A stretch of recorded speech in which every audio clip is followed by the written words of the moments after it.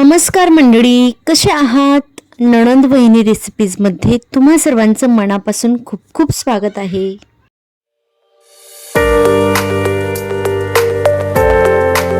आज आम्ही तुमच्यासाठी खास घेऊन आलोय रवा बेसन बर्फी. ही बर्फी बनवायला अतिशय सोपी आणि झटपट होणारी आहे, त्यामुळे व्हिडिओ शेवटपर्यंत नक्की बघा. बेसन बर्फी बनवण्यासाठी अतिशय सोपी असते, कारण की त्यात जास्त साहित्यही लागत नाही. बघा, आता आपण पुढे साहित्य पाहून घेऊया. आपण त्यासाठी 1 वाटी बेसन घेतलेलं आहे. त्यानंतर अर्धी वाटी एवढा रवा घेतलेला आहे. आपण अर्धी वाटीपेक्षा जास्त तूप घेतलेलं आहे, ते घट्ट असल्यामुळे. आणि बदामाचे काप करून घेतलेत आणि 1 वाटी पिठी साखर घेतलेली आहे. चला तर मग आता सर्वप्रथम आपण एक पॅन गरम करून घेऊया. पॅन गरम झालं की मग आपण त्यात जे 1 वाटी तूप घेतलेलं आहे ते छान गरम करून घेऊया. तूप मस्त गरम झालं की मग आपण त्यात सर्वप्रथम रवा घालूया. रवा घालून छान परतत राहूया आणि रवा मस्त परतून झाला की मग आपण त्यात 1 वाटी बेसन घेतलेलं आहे ते घालून छान असं बेसन आणि रवा तुपामध्ये खरपूस भाजून घेऊया. आपला रवा किती मस्त असा भाजून होतोय. त्यातलं जे तूप आहे त्याचा असा फेस होतोय, म्हणजे आपला रवा हा पूर्णपणे भाजून झालेला आहे. यात आता आपण बेसन घालूया आणि बेसन देखील छान भाजून घेऊया. आपण जेवढा वेळ बेसन आणि रवा भाजू तेवढीच आपली बर्फी ही रवाळ होते, म्हणजेच आपण तोंडात ठेवताच त्या बर्फीचं पाणी होतं. खूप छान लागते.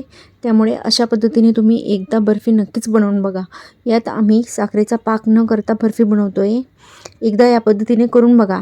आपण जर का साखरेचा पाक करून बर्फी बनवली तर ती जास्त दिवस टिकत नाही, खराब होते, त्याला बुरशी लागते. त्यामुळे जर का तुम्ही पिठी साखर घालून बर्फी केलीत तर ती बर्फी जास्त दिवस टिकते. बघा, मस्त असं आपल्याला छान रवा बेसन तुपामध्ये छान परतून घ्यायचं आहे. हळूहळू आपलं रवा आणि बेसन छान परतून होईल. ते कडेकडेने तूप सोडायला सुरुवात होईल. त्यानंतर आपलं जे हे मिश्रण आपल्याला आता पूर्णपणे कोरडं दिसतंय ते आपल्याला दिसणार नाही.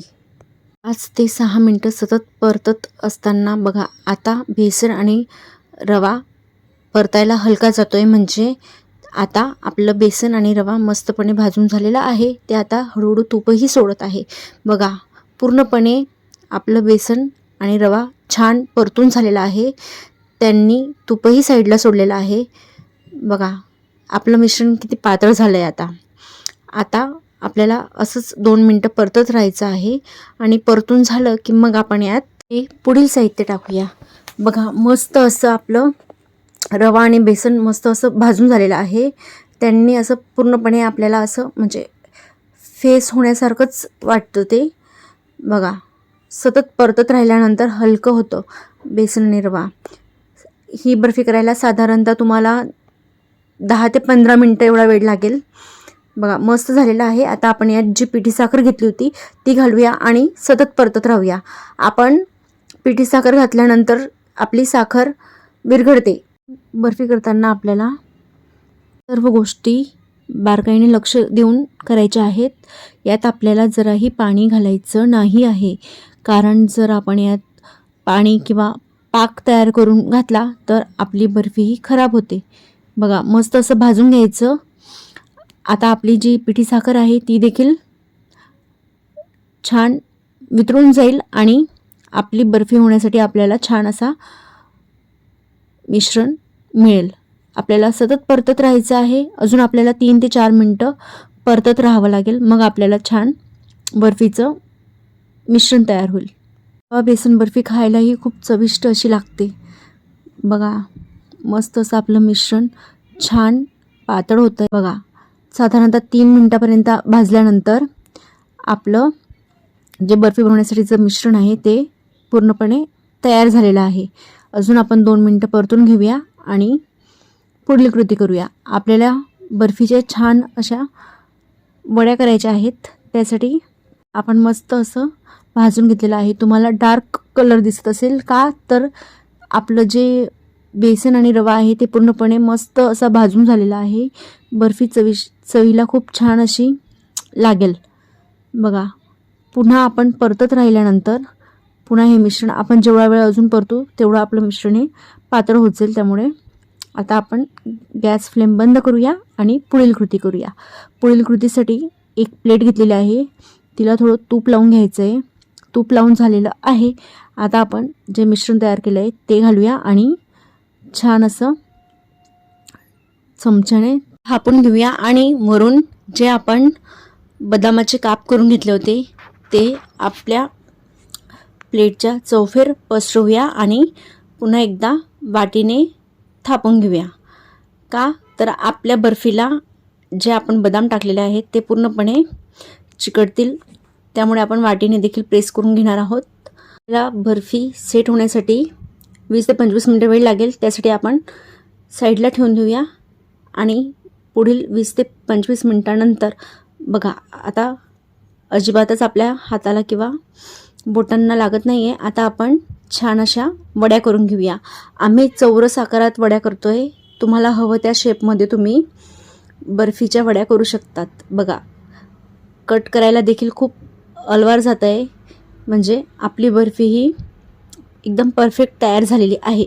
अजिबात आपलं जे मिश्रण आहे ते कडक किंवा नरम राहिलेलं नाही आहे. बघा मस्त वड्या पडत आहेत. बघा अशा पद्धतीने आपल्याला वड्या करून घ्यायच्या आहेत. आणि तुम्हाला जर फक्त बेसनाची बर्फी बनवायची असेल तरी देखील तुम्ही अशाच पद्धतीने करू शकतात. आता आपण याच्या दुसऱ्या बाजूने देखील कट करून घेणार आहोत. मग आपल्याला आपले बर्फीचे छान चौरस अशा वड्या मिळतील.